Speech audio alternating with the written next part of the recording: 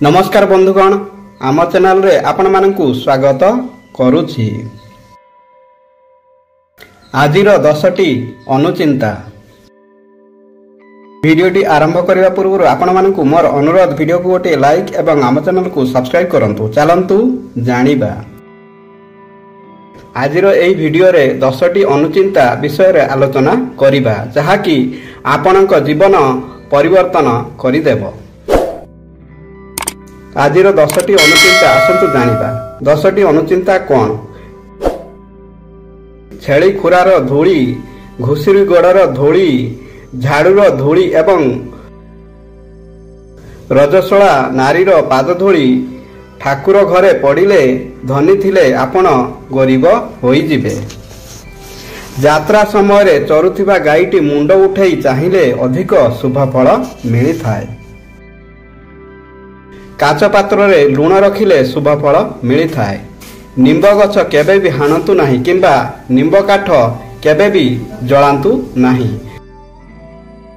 खराब स्वप्न देखिले मन दुख न करी निद भांगिबा परे बाहर को आसी गोटिए घास को मुंडरे मारी फोपाड़ी दियंतु।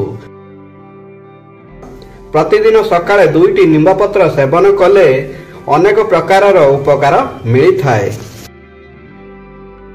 खाइबा समय रे गालरे मुंडरे किंबा गोड़रे हाथ रखी खांतु नाही, एपरी कले अनेक क्षतिकारक होई थाए।